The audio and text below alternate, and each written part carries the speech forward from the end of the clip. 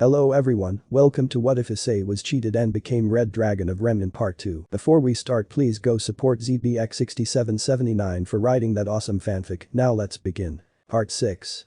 Fangs and a Dance. Osmond called all the first year students to the auditorium. All except for Cardin are there, he's currently in the ICU. John stood beside his team with bandages on his head. Osmond. Students, I called you all out here today to end the rumors. As you all know, Mr. Winchester is currently in critical condition and is being nursed back to health, but it will take time. According to many eyewitnesses, he attacked 2 students, while his team lead a number of grim towards everyone, this endangering lives. Will those 3 step forward? They start walking the walk of shame, the crowd booed them and threw things at them, the staff let it happen. They knew they deserve it. Osmond. As of this moment, you 3 along with Cardin are expelled. The crowd cheers. Osmond. Never again will you be accepted in any other academy, your families have been notified, and once you step out of this academy, you'll be arrested. As for Mr. Winchester, once he recovers he'll be arrested as well. One of the 3 dared to speak up. Dove. What about Ark's transcripts? He came here using fake ones. Some looked at John while others glares at the criminal. John went pale. Osmond. I am the headmaster of this academy, I personally oversee the transcripts of students, and if his were fake then he wouldn't be here, but he is. He's perfectly legitimate to be a student here, unlike you 3 and your team leader. Now get out, or would you like Mr. Hiauto to escort you off the grounds? The 3 were sweating bullets as they felt a figure in the shadows behind Osmond stare at them. They ran out the door as the crowd slapped, punched and kicked them out.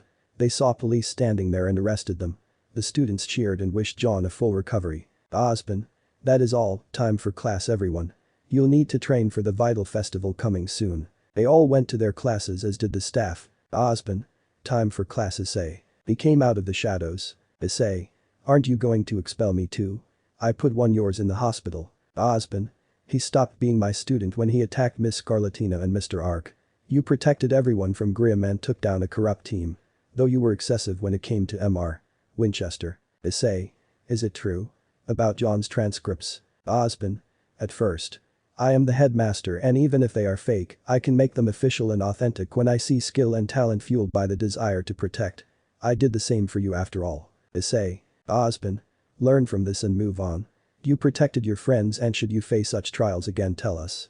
We're here to help too. Issei. Yes sir. Osmond. One more thing, how did you create so much ice? Issei. Weiss taught me a thing or two about dust. I simply poured my aura into it and amplified its effects. I've been experimenting with it. Osmond. Interesting, we've tried it before, but it never worked. Issei. I have aura to spare sir. Osmond. Chuckles, that would explain it. Issei. Sir, what you said earlier about being there for us, I'm not sure if this is worth mentioning, but you also have a pickpocket among us. Her name is Emerald. She and her 2 companions Cinder and Mercury something, doesn't feel right. Osmond. I'll look into it. Thank you Issei. Issei nods and walk away. Issei went to class but didn't make eye contact with anyone, he couldn't. But he felt people stare at him, admiration, respect, curiosity, but mostly fear. As soon as the bell rang, he walked out the door. He ate lunch alone in his dorm, cause other students hounded him with applause and some with insults, saying he went too far. Team rwby, JNPR and CFVY tried to talk to him, but they let him be, he needs space. He did nearly kill Cardin. He is currently in his dorm smoking a cigarette when he heard a knock on the door. He walked over to the door and opened it.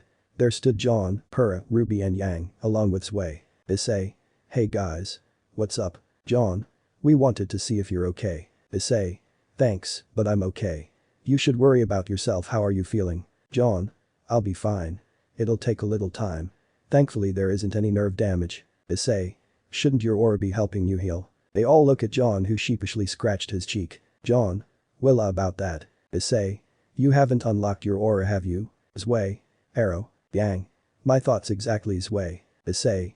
I'm sorry, but can you actually speak dog, or are you just messing with us? Ruby. Knowing her, it may very well be both. Yang. Hey. Pura. We're digressing.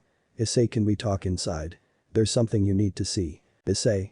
Oh right, where are my manners? Come on in. They all enter. Issei. So what do you need me to see? Yang. This. She pulls out her scroll and plays a video of Issei going nuts on Cardin and his bitches. Creating the massive amount of ice in an instant, killing the Alpha Beowulf and Ursa Major, then flying away. Luckily his face was obscured by the mist. John. We don't know who made the video, but it's gone viral. Issei takes a puff and sighs. Issei. How viral? Ruby. Half of Remnant viral people are calling you the devil of Beacon. Greg.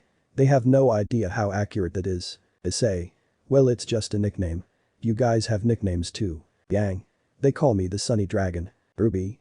What's mine? Issei. Crimson Rose Reaper. Ruby. Cool. Yang.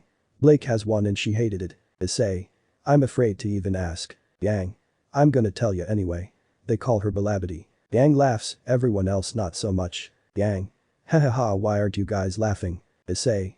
Easy, we're not perverts. Yang. And I am. Issei. You said it, not me.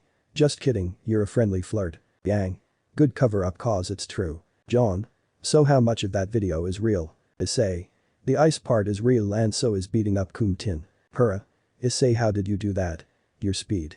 There's no way you could get enough friction to charge at breakneck speeds from the top of an ice pillar. Is that even possible? Issei. Nope. I could only fly towards them, not appear in a flash unless I could teleport. They probably just cut out the part of me flying towards them. Ruby. All of Beacon is asking us for answers. Issei. Tell them what I just told you. I did beat up Team CDNL and create the ice. Yang.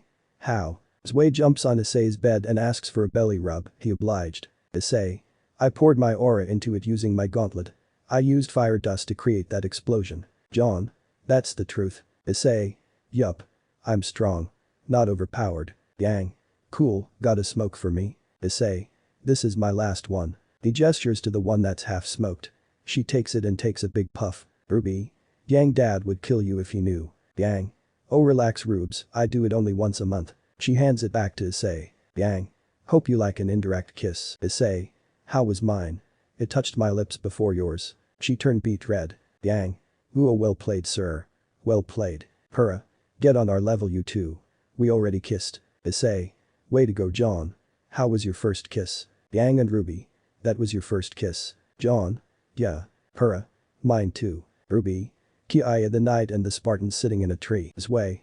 Arf arf arf arf arf arf arf. They look at the dog and burst into laughter. Issei. Smart boy. Speaking of the knight, your aura. You haven't unlocked it yet. John. I've tried, I know it's there, but it won't manifest. Hurrah. I can help. She starts to glow red and gives John a peck on his cheek, there's a golden glow surrounding him. Issei looked away as flashbacks of Ria's covered in her signature red aura, seeing the redeed kiss John reminded him of when Ria's first kissed his forehead. It's now a bittersweet memory. Hurrah. I've used mine to unlock yours, you have a lot of it. Divide. Yang. Huh. Did you guys hear something? Ruby. Yeah. John. Someone said something. Hurrah. Did you hear anything Issei? Issei. Huh. No, sorry. Zwei looked at Issei's left arm sternly. His ears pointed straight up and his fur looked like tiny needles. Ruby. Zwei. Zwei snapped out of it and is back to his usual self. Yang. Okay so Issei, who are you taking to the dance? Issei. Oh that well I don't have anyone in mind. I might just chill out. Ruby. Issei come on, it'll be fun. Ren has something planned. John. I'm prepared for it. Hurrah. You guys are in for a surprise. Yang. Issei you gotta have someone in mind you wanna take as your date. Issei. Sorry Yang but there isn't. I'm not into that. John. How come? You gave me great advice when I wanted to ask out Hurrah. Issei. Cause unlike your relationship, none of mine worked out. Yang. What happened? Issei. I'd rather not talk about it. I just wish I could forget it all so let's move on from this topic. What are you guys planning to do today? Ruby. Going shopping for the perfect dresses and suits. Want to come with? Issei. Sure, better than just sitting around. I could grab a pack along the way. They all start walking out, Issei was the last to leave, behind Hurrah. The others walked on. Hurrah. Issei you can talk to us when you're upset. Issei. Thanks Riaz. Hurrah. Who's Riaz? Issei. Huh. What did I say? Hurrah. You called me Riaz. Issei. Oh sorry. I meant Hurrah it just slipped out. Hurrah. Is that the name of the one who hurt you? She placed her hand on his shoulder and Issei immediately flinched. She backed off. Hurrah. I'm sorry. I didn't mean to startle you. Issei. It's okay it's fine. Don't apologize let's get going. They go shopping, they met up with Weiss, Blake, Nora and Ren. The guys got black suits while the ladies picked out some dresses. Ruby was not a fan of those especially heels. Team JNPR took what they bought and went back to Beacon, Issei and Team RWBY are still out and it's now almost nightfall.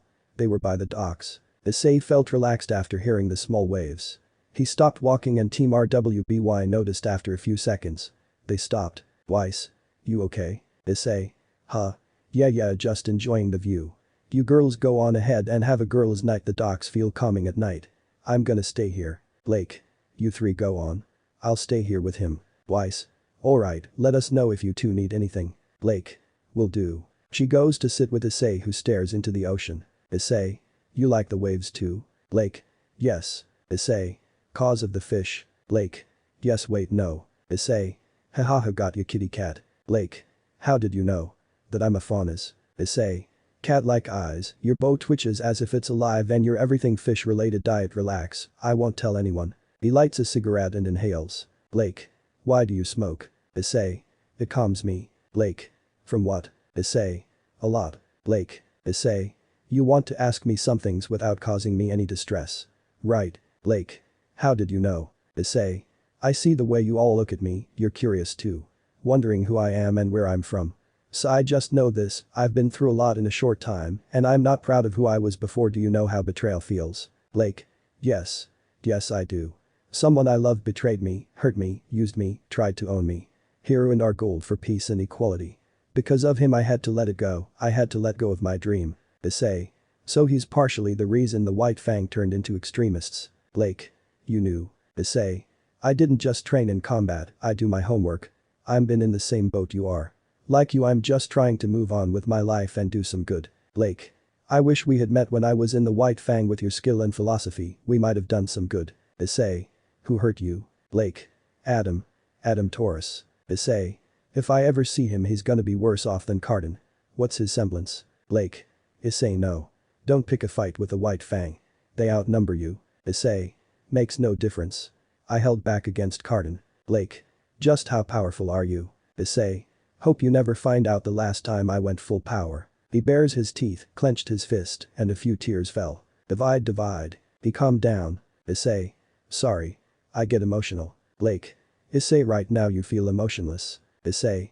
This gauntlet can suppress my emotions too. It has to. Blake. I see. She held his hand and felt it shake a bit. She looked at him and saw fear in his eyes. Blake. He's more afraid than I am. Who hurt you so much? Issei. She placed her hand on his face and makes him look at her in her eyes. Blake.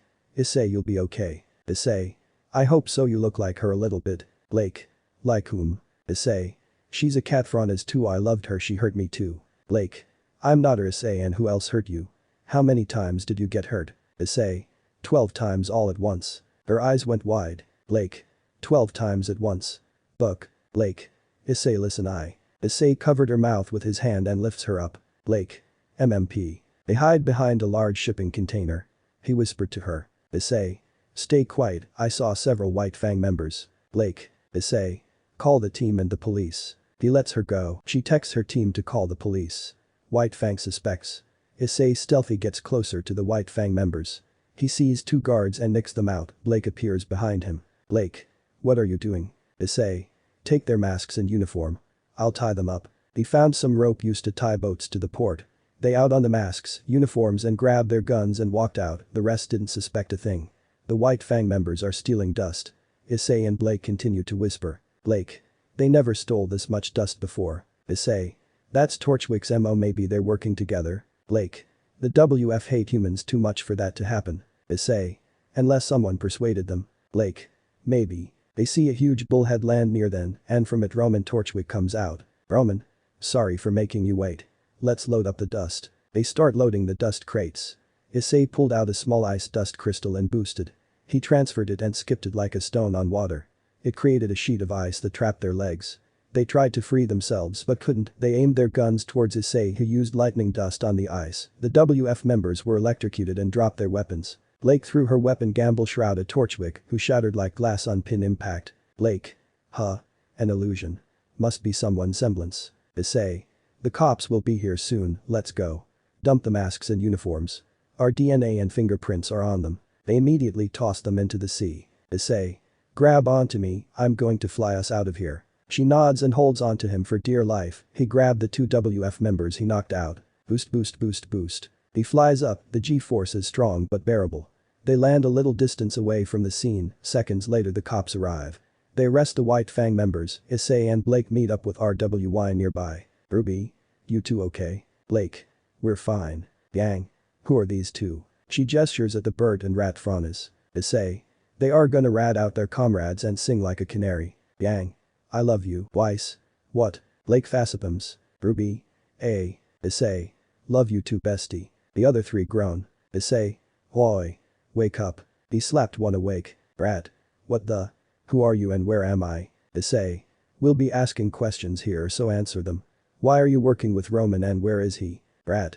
Book you. He punched him right in the face. The rat spat out a tooth. Issei. Talker, I shoved lightning dust where your tooth used to be, it's a direct shock to the nerves. People tried to infuse dust into their bodies before and I heard that the pain made them commit suicide. Let's see if that's true. The rat fauna started to shake, he's not one with high pain tolerance. Rat. Okay, we're just following orders, Roman is hired by 2 women and a man. I don't know anything else, I swear. Issei. Yeah you do, either you start giving me real leads or face the consequences. Rat. That's all I know, man, I swear. He took out the rat scroll and hit record. Issei. Very well. Hey bird brain. Wake your feathery ass up. The bird faunas woke up. Yang had hearts in her eyes as she looked at Issei being badass and making puns. Issei. Why is the white fang gathering dust and why use Roman? Bird. They want to start a war. They plan on attacking Beacon. Weiss. When and how? Bird. We don't know. It's the truth. Yang. Under whose orders? Bird. Our new supreme leader Adam Taurus. He killed Sienna Khan. Lake went pale and covered her mouth to muffle her cries. Issei got angry, lifted the 2 and flew to the port. He dropped the 2 from a height and they landed near the cops. He threw the scroll next, it landed on top of them so no damage. The cops looked at them and saw a recording on display, they looked up and saw a figure flying away into the night sky. Issei landed next to Team rwby. Ruby. We need to inform Headmaster Osborne. Issei.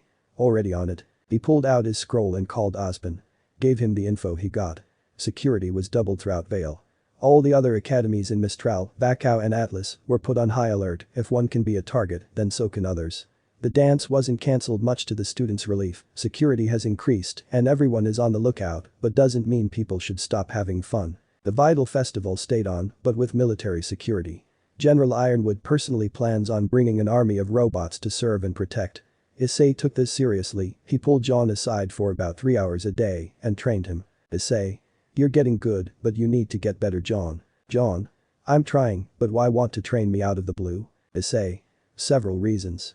You're exactly like I used to be, people rely on you and need you, you got a brain that comes up with good strategies and more aura than most, that means something, your semblance once unlocked could make the difference between life and death. John. Then why physical training? Issei. You need both brain and brawn. John. Right. I want to be able to protect Pura, my team. His aura started to glow. Issei. Train harder, don't let someone die like I did because I wasn't strong enough. Can you live with yourself knowing someone you care for dies right in front of you? He started to attack again, John blocked his strike. John. No. Issei. Speak up. John. No. Issei. They are going to die. John.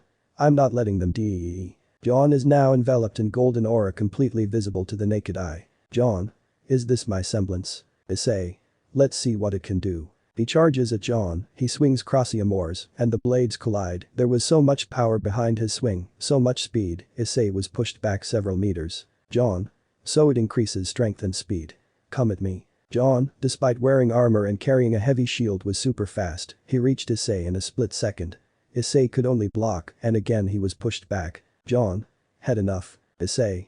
Promotion. Knight. John. What? Issei's speed now surpassed John's. He made John adapt during their battle, John could predict some of Issei's moves and counter them, with John's semblance, his stamina increased and fought for around an hour. Issei. Well done, vomit boy. John. It was one time. Huff. Issei. Keep training and you'll be a damn good huntsman. You'll make your family proud. Your future wife and kids will be blessed to have you. John. My .mmm.my, wife and kids. Issei. You and Pura are gonna have strawberry blonde-haired kids. I'm calling it. Nora. I wanna bet on that. Issei. Where'd you come from? John. Dude, don't even question it. Issei. Okay. Nora. So what's the starting bet? Issei. 500 lean if John and Pura have kids with strawberry blonde hair. Nora. And if they have separate hair colors? Issei. Then I pay you 500 lean. Nora. You can pay me in 500 pancakes. Issei. Deal. They shook hands. John Fassipums. John. Guys, you're betting on my future kids. Issei. Alright, new bet, let's ask Purr what she'll say. If she disagrees with Nora and I about you two having kids, then the two of us will sing during class and get detention. If she agrees, then you wear a dress to the dance. John. Done. Prepare to sing, you two. They go and ask Purr. I'm skip to the dance. Teams RWBY and JNPR are walking like a bad squad. Well, they would be if John wasn't wearing a dress. Issei and Nora are still trying to contain their laughter. Team RWBY lost their shit when they saw him. Ren looked a little embarrassed. He planned a dance and look what happened. John. Ready to dance. Purr. Are you sure you want to do this, John? The crowd went wild. Weiss danced with Neptune from Team SSSN. Yang and Blake shared a dance. Issei had shared his playlist with a DJ. She loved his taste in music. She saved some to remix later. Issei. Hey, want to dance? He asked Ruby. Ruby? Are you okay with me as your partner? Issei.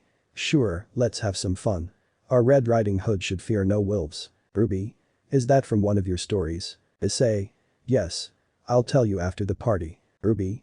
Then tonight I shall dance with the devil under the moonlight. The teacher saw JNPR dance and didn't want to let them have all the fun. Ospin. Let's show them we still got it. Port. Tally ho. Oblique. Showtime, lady and gents. They danced. Yang noticed her sister and Issei dancing. She's stumbling, but Issei is showing her how to dance. She smiled. After the dance, Issei told Ruby of the story called Little Red Riding Hood. She liked it cause the story had cookies in it. The next day, Issei and Purr are called in by Ospin. Issei. You need us, headmaster. Ospin. Yes, Issei, thanks to your info given to us and the police, we have increased security, and General Ironwood is bringing in a new line of defense. Issei. Such as? Linda. It's a mech and we would like for you to help us test its capabilities. Issei. You want me to pilot it? They shared a glance. Issei. You want me to battle it, don't you? D&O. Yes. Issei. Sure. I hope at least it's a warm-up. Purr. What about me? Ospin. My apologies for ignoring you, Miss Nikos. Tell us, what's your favorite story? Issei. What does that have anything to do with us? Purr. Well, there's the story of the four maidens, the man with two souls, and the tale of the two brothers. Ospin. What if I told you it's real? Issei. So they do have magic here. Purr. What is? Ospin. Magic, Miss Nikos. What if I told you that the maidens are real? Purr. Linda. Perhaps we should show her, sir. Ospin. You're right. Follow us, you two. They followed them into an elevator that went deep below ground. Issei. Who are the maidens? Ospin. Issei. Interesting. They reached the bottom and the doors opened. They see a very spacious room, but at the end is a capsule-like machine. They walk towards it. They see a woman with short brown hair in one of the capsules. She has a big scar on her face. Purr. Who is she? Linda. That's Autumn. The Fall Maiden. Issei. So what's she doing here? Linda. She was attacked and half of her power was stolen. She's alive thanks to this machine. Purr. What does this have to do with me? Ospin. We would like for you to be our next Fall Maiden. Purr. Issei. Linda. Take your time to decide. Purr. But why me? Ospin. Because you are the perfect candidate. Strong, skilled, intelligent, humble and the will to do what is needed. Issei. That's why there's an empty capsule next to Autumn's. It's to transfer her powers by force. Ospin. Allow me to explain, Miss Autumn is dying and there's nothing we can do. The maiden's powers can only be wielded by women. They can only be transferred after one passes away. The lady in their final thoughts is the one who receives the power, otherwise it will go to any random woman who can misuse the power. It's the power of the four elements at their fingertips, no aura is necessary. Issei. There's more to it, right? Four women with the power of the elements. Never more, never less. What else? Ospin. Very astute, Issei. You're right. That's where the story of the two brothers comes in. They are the creators of our universe. They resided here on our world. They gave humanity the ability to use magic, but one woman severely abused it. She led an army against them, and they took away their ability to use magic, rendering them powerless. They soon left our world, but not before an old man begged them for their forgiveness. The gods took pity on him and gave him a task. To find worthy hosts, aka the four maidens, only they can access the relics. Issei. Relics. Ospin. When collected, they will summon the gods, and humanity will have the chance to show them that they have changed for the better. Greg. As usual, he knows more than he's letting on. Purr. I need time. Linda. Very well, but we'll need your answer by the end of the month, perhaps after the Vital Festival. Purr. I'll give you my answer by then. Issei. I understand wanting to show her all this, but why me? Linda. Cause you're as strong as fully trained huntsmen, if not stronger. We'll need you to protect the next Fall Maiden. Just in case we should have someone else alongside us. Issei. I recommend John. Hurrah. What? Issei. He's unlocked his semblance, he gave me some trouble during our sparring match. He's been experimenting with his aura and has some unique abilities. He's as fast as Ruby when she uses her semblance. He's as strong as I am. His reflexes are excellent, he can even think faster and counter-attacks mid-battle. All that happened in a few seconds' time. Osborne. I knew he would do great, but that's beyond my expectations. Linda. He might have surpassed you, Miss Nikos. Hurrah. That's my boyfriend for you, giggles with pride. Issei. Team JNPR is quite something. Ren is a ninja who can render himself invisible to Grimm, Nor is Thor reincarnated, John is now every Grimm's nightmare, and you as the potential fall maiden. Team STRQ is gonna be in your shadows soon. Linda. Who is Thor? Issei. Just a character that wields a hammer, lightning and defeats powerful foes. A story I heard growing up. Linda. I see. So what we see and discussed here doesn't leave the room. Clear. Issei. Yes, Professor. Hurrah. Understood, but what about a cover story? Osborne.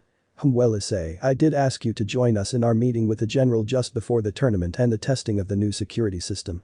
You two are two of our best fighters, so Issei volunteers. Linda. That will work. They exit the room, Issei and Purah exit the office. They are alone. Purah. Do you think I should do it? Issei. I say yes, but it's ultimately your choice. We don't know what kind of life you'll be forced to live if you accept. At least you won't be alone. Purah. But it's for the greater good, yet I don't want to leave the others. Issei. You're not leaving them and they aren't going anywhere. John unlocked his semblance because he wanted to be strong mainly for you. He loves you and will stick by you. You do the same for him. You loved him at his worst, he loves you because you're you. The title of the Fall Maiden won't change. Talk to John. He has the right to know. Hurrah. Thank you, Issei. You know just what to say. Issei. Go on, Spartan. Talk to your knight. Hurrah. Another reference to one of your stories. Issei. They are warriors, they wielded only shields along with a spear or a sword. One king defeated an entire army with only 300 men. He was one of them. If you were there then you'd beat them, with the powers, you'd level the army. Hurrah. Wow. Issei. I'll see you guys around.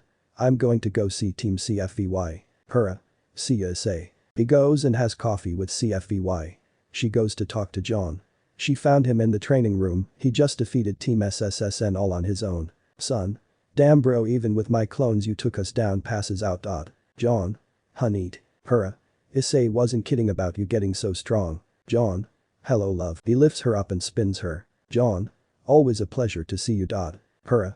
Ditto John, I need your opinion on something. John. Sure. He puts her down. Hurrah. Let's talk alone. They go outside and she tells him about the responsibility she has. John says that he and the team will be there 24/7 to share the burden cause that's what teams do. A few days later a bullhead comes to Beacon and drops off a 15-feet package.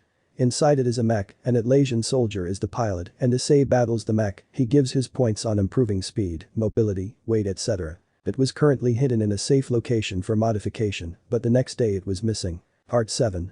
The tournament and battle. Hera accepted the responsibility as the next Fall Maiden. Osborne assured her that the machine transfers the power safely without harming the previous host. Issei saw these powers as sacred gears of sorts, they are given randomly, people can take it away, but it leads to death. It reminded him of Asia and himself. Raynor killed Asia and took her gear, he was also a target and died painfully. He pushed these thoughts out of his head, these are memories from another life. Hera decided to wait till after the tournament, Autumn is in a medically induced coma so she's in no pain. Hera wanted to take part in the tournament with her team, she wanted to enjoy herself. Osborne agreed. He's currently investigating the whereabouts of the missing mech. The Atlasian soldier was found unconscious and he didn't know who knocked him out. Yang decided to go to the club Junior owns and beat some info out of him after wrecking the place.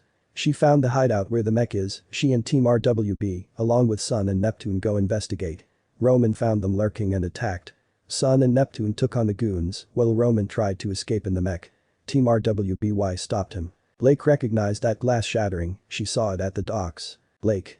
Neo, you helped him escape the last time. Weiss. What? Blake. That girl, she was at the docks when the White Fang stole dust.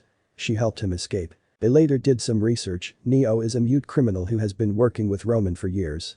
All attempts to capture her have failed. Time skip 1 week before the festival. General Ironwood arrived with an entire fleet.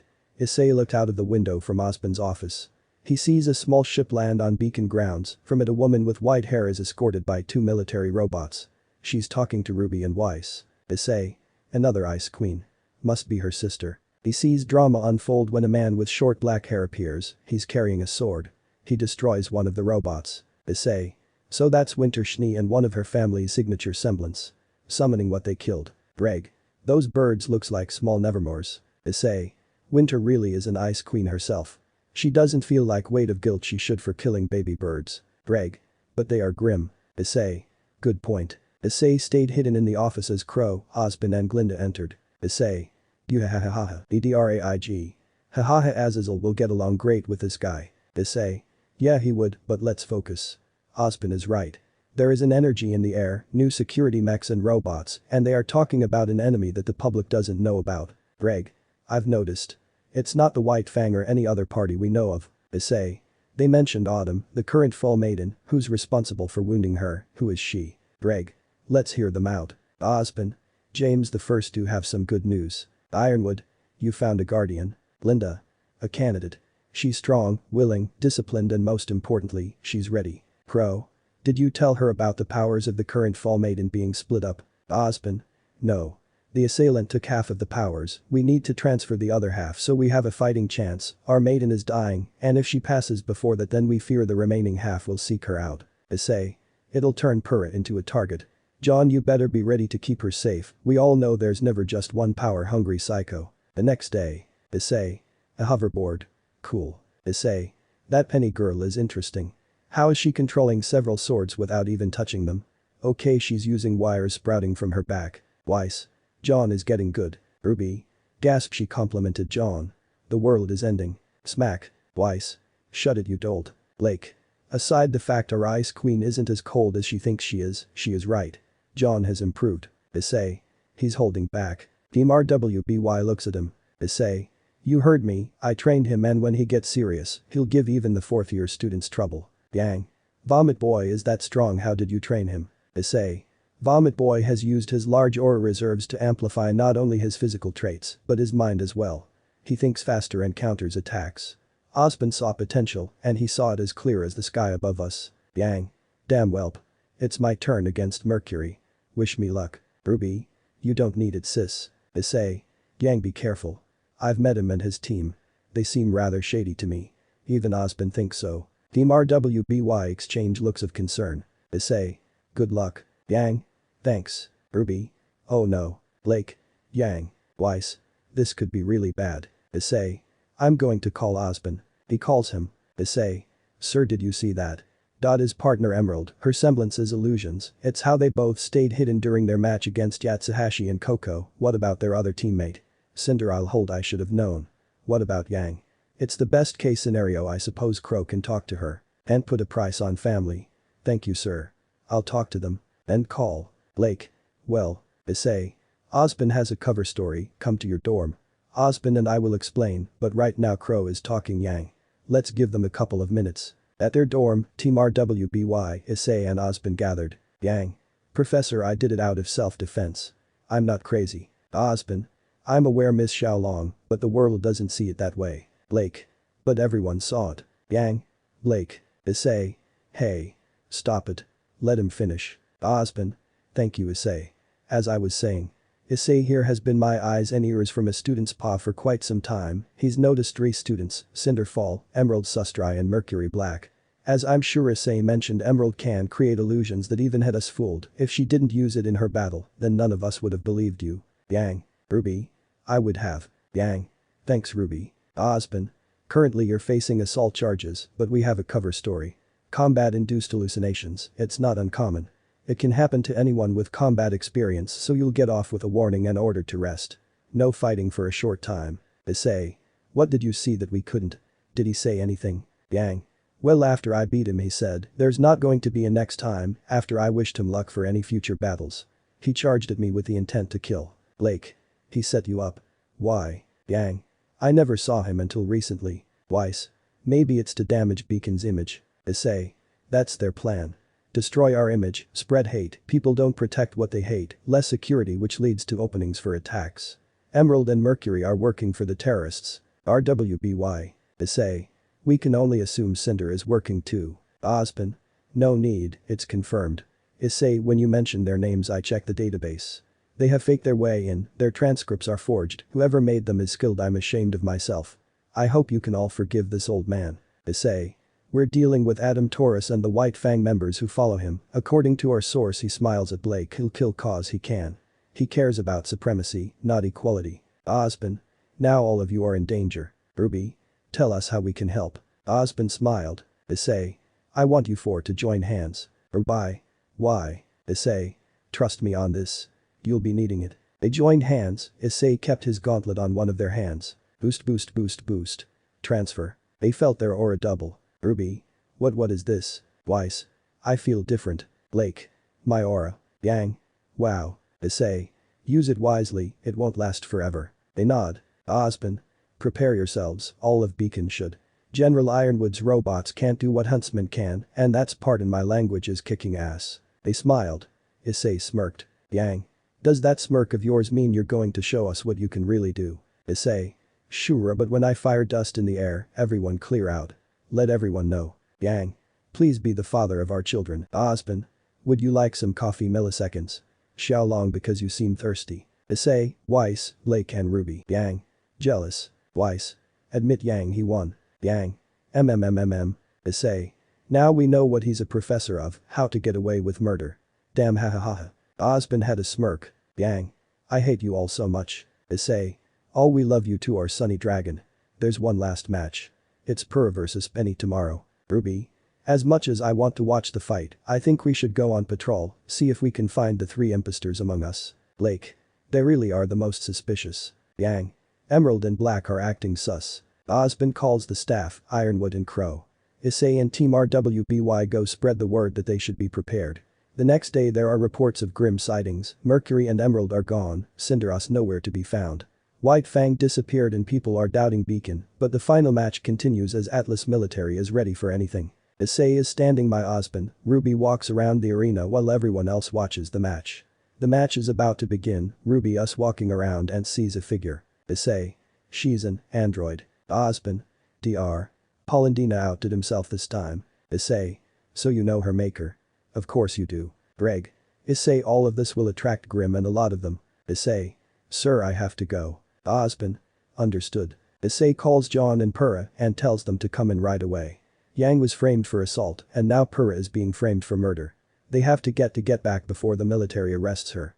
Ruby from the distance only saw Penny cut into pieces, she failed to notice that there's no blood. Her friend is dead, she fell onto her knees, tears welled up in her eyes, and for the first time they hurt. Ruby. Why my eyes hurt Penny. Her eyes started to glow. Ruby. No. Penny. She unleashed pure light from her eyes. Purra heard Ruby's cries louder than the panicking crowd. She fell to her knees. Purra. I killed her. John. She was an android. Purra. She can be repaired. You didn't kill anyone. I'm sure whoever made her can fix her, it's all external damage. Right now we gotta go. I just saw Mercury run off, the enemy is here. She took a few deep breaths. Purra. You're right, I'll apologize to Ruby later. Right now we're needed elsewhere. John. Alright. Get on. Purra. What? John. My back. Get on. Purra. Okay. She gets on and she sees him glow. John. Hope you don't mind having a bad hair day. Purra. John. He starts running and gradually increases speed, he's now reaching speeds around 30 meters a second. Purra clung to him for dear life, Purra could barely see, but she saw John going for the edge. Purra. John. He just smirked. He jumped when he reached the edge. Purra was screaming until she heard a sound she recognized. Boost. John raised his arm and Issei grabbed it. Issei. Gotcha. John. Perfect timing. Purra. I thought we were going to die. Issei. Nope, you could have used your semblance on your and John's armor to slow your descent. In fact you could use it to fly. Purra. I never thought about it that way. John. That's actually a really good idea. They reach Osborn's office and enter through the window. Linda. Issei, you were right. They are attacking. Grim are coming towards us. Osborn. Time to notify the people of Vale. He messes around with his scroll and is about to go live until his screen turns red. Issei. That's Cinder's voice. She hacked into the system. Osborn. Let's go. James will keep the people from panicking. I've already signaled the students. Issei. That explains the snipers on the rooftops. Linda. Students are instructed to work as teams to take down their opponents. Should things start to go south they will fall back and regroup. Osborn. Glinda, so help the students and staff. They'll need you. She nods. They enter the elevator and head straight down. Purah is still guilt-ridden for what happened to Penny. Ruby's cries still echo in her ears. John holds her hands to comfort her, he didn't deactivate his aura and that warm feeling calmed her down. John. You'll be fine. We're all here together. Purah. Right. They reach the bottom. Osmond. Get in the capsule. She does as she's ordered. John stands by her side, the elevator sound is heard and they see Cinder come out. Cinder. Found you. Osmond. Beggin' false maiden. Cinder. Once I get my power you're dead Osmond. Issei suddenly appears from behind and kicks her into the wall. She falls to her knees but gets back up. Cinder. How did you? Issei. Buck you that's how. Cinder. GGGRRRRR. She released a cluster of fireballs at him. He dodges most of them but blocks the rest using Ascalon. She created landmine-like hotspots everywhere Issei stands to try to blow him up, but Issei is too fast for her. He punched her into the air and she created a wall of fire. She focused her attention on Purah, who is currently getting the powers transferred to her. Cinder. No. She used her semblance which allows her to create and manipulate obsidian. She created a bow and arrow and shot at the maiden, only for it to shatter against John's shield. Cinder. What? John. Looks like you need both eyes to aim. Issei. That's cause her primitive mind can't process the visual input from both eyes. Osmond. I'm loving this. Haha. Cinder. I'll kill you all. She sends a wave of fire and forces everyone to take cover. She aimed another arrow and fired just before Issei showed up and tackles her. The arrow hits the power cord and the machine shuts off. John. No. Purah you okay? Purah. Yes but now what? Issei. John keeps Cinder busy. I have an idea. John. Do tell. Issei boosts once and transfers that power to John. He feels even stronger. Cinder creates an obsidian sword and charges at John. He went in the offensive and it forced her to go on the defense. He saw the look in her eye, the looks of cold murder and desire. She'll stop at nothing to get what she wants, that includes killing Purah. He looks at her with the same gaze, no hesitation. He swung down and shattered her sword, but it didn't stop there. With all that power he blade cut off her arm. Cinder. Aya. Issei opened the capsule doors and put a hand each of the ladies' heads. Osmond. What are you doing? Issei. It's our only hope. Ma'am, can you hear me? I'm going to transfer your power to my friend. Are you okay with this? Amber. Yes. Issei. Thank you. Let's do it partner. Greg. Right. Osmond heard the voice come from his gauntlet. They see it glow green. Greg. Transfer. He begins transferring the powers from Amber to Purah. It hurt them both, but they handled it. An orange glow can be seen going up one arm and onto the other. Purah now has the maiden powers, while the other half is still in Cinder. She is shocked even more than having her arm cut off. Even John couldn't help but see what Issei did. Cinder took the chance and hit him with a fire blast. He was sent tumbling into a wall. Purah is angry now. She flew up and channels the fire power into her javelin. The power combined with the recoil as she used a gun mechanism to add more force to her throw. It went straight for her head. She narrowly dodged, getting her head impaled, but the javelin destroyed her left eye. Cinder. Eoi. Osmond. Amber, are you alright? Amber. I am now karma is a bitch, right? Cinder. Cinder. I'll get you for this if our army doesn't do it for me first. She created another firewall and flies up the elevator shaft. John. Did she just say army? Issei. Yes. We should see what's going on topside. Osmond. I agree, but first we need to get Amber some medical care. The power to the machine was cut off. Her aura reserves were damaged, so she doesn't have enough to heal herself. Issei. Hey John, you're up. John. What do you want me to do? Issei. See if you can boost her aura like I did yours. John. Okay, sure. He walks up to Amber and grabbed her arm. He closed his eyes and started to glow. His aura flowed into her and turned from gold into auburn. She was healing, her facial scar was fading. Purah. Wow, it's working. After a minute or two she felt like her old self again. Amber. Wow, is that your semblance? Thanks. John. It isn't just repaying the favor. So now that you're not the fall maiden anymore, what will you do? Amber. Help you guys out. I may not have powers, but I still have my semblance. She creates strong gusts of wind. Issei. Alright then. I'm Issei, you already know John and his girlfriend Purah. Amber.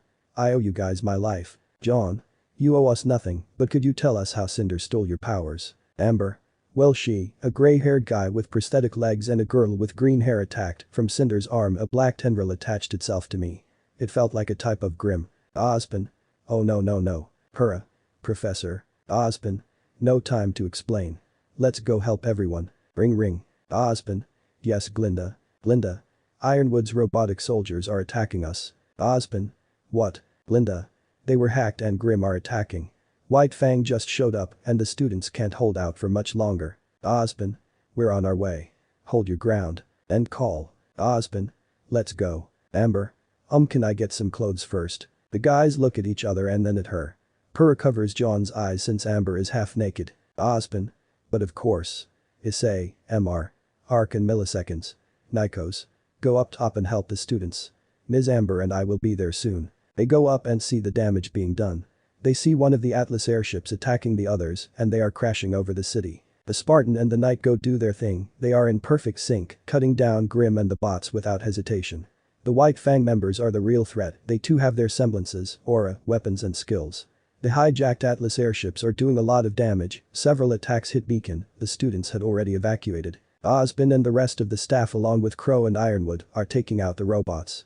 Issei sees Nora and Ren helping others, he looks around for Team rwby and finds Weiss taking down mechs along with Team CFVY, she has a blue glowing knight armor helping her fight. Velvet created copies of everyone's weapons and is using them simultaneously. Issei. That's our bun, but I need to find the other three. He can't seem to find Blake, Yang or Ruby. He's flying around looking for them.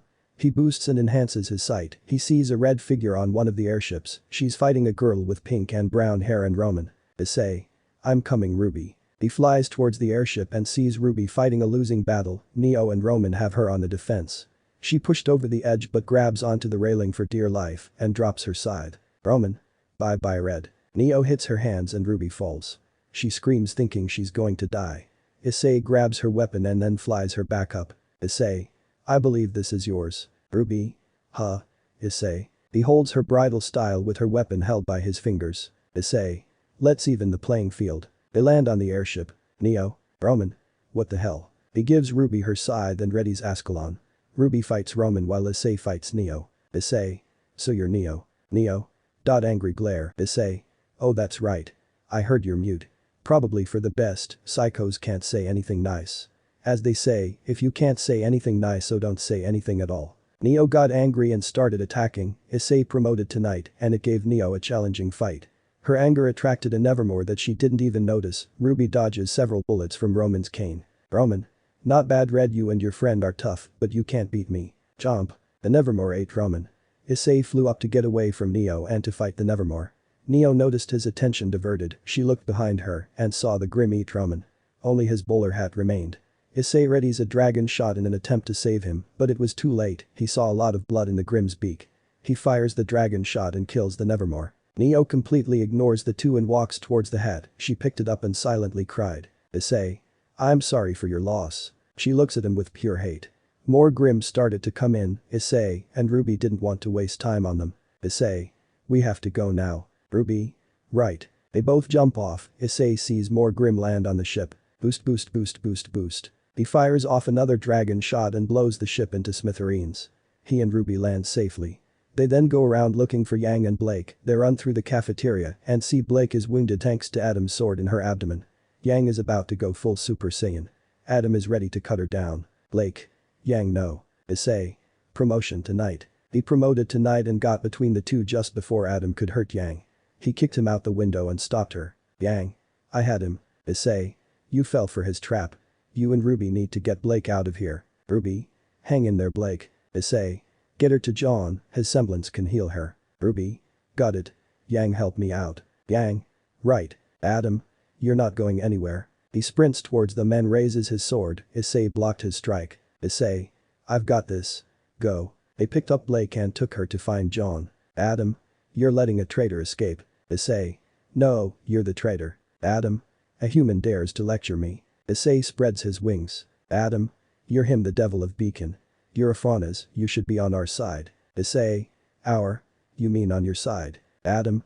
Same thing. They exchanged strike after strike. While Issei was keeping Adam busy, Yang kept pressure on Blake's wound while Ruby uses the boost Issei gave her to find John. After only searching for 30 seconds she found him killing Grim alongside Purra, who is using fire powers to kill them in great numbers. Ruby. John. Purra. They look at her and the Grim attack at once. John jumps in the air and Purra sends a wave of fire all around, killing all the Grim. Ruby. Wow Purra. Since when and how can you do that? Purra. It's a long story. Ruby. Okay, John. Blake is hurt, Issei says that you can help. John. Where is she? Ruby. Follow me. They hightail it towards Blake, who's still bleeding despite Yang's attempts to stop it. After a minute they find her and she's fading. Barely conscious. John wastes no time and starts using his semblance.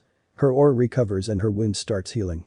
She's still anemic from blood loss. Once her wound closed, Ruby uses the last of the boost Issei gave her to get her to the nearest hospital. Yang followed. John and Pura wanted to go too, but they needed to help. John copied Issei's ID on transferring aura to dust. He transferred it to some earth dust and punched the ground with a slight forward motion. The ground shook and cracks spread, crevices appeared, and the opponents lost balance. This made it earlier for the good guys to gain the upper hand. Issei was fighting a pissed off Adam.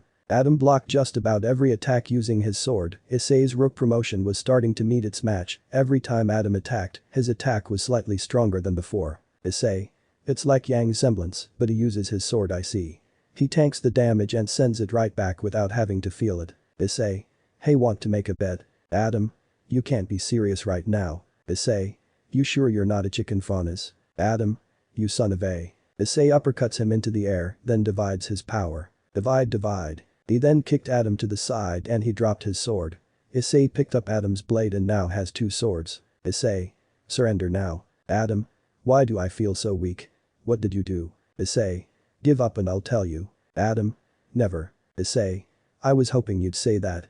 This would have been a shitty warm-up otherwise. Adam. He threw Adam's sword towards him. Issei.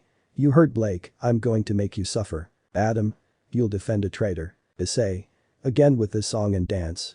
Pick up your sword. I'm giving you one chance to go down fighting. Give you back some sense of dignity. Adam. I'll kill you. He picked up his sword and charges at him with whatever strength he has. He goes straight for Issei's neck, but he simply moves out of the way. He grabs Adam's arm and bends it backwards. Adam. Crack. Adam drops his sword as his arm starts to take damage. Issei. Your aura is depleting, it can't keep your arm from fracturing for much longer. Adam. Let go. Issei. Nope. Issei punches Adam and his aura broke. He broke his nose, his jaw and knocked out his teeth. Issei broke his arms in ways that they'll never heal right and is about to break his legs. Issei.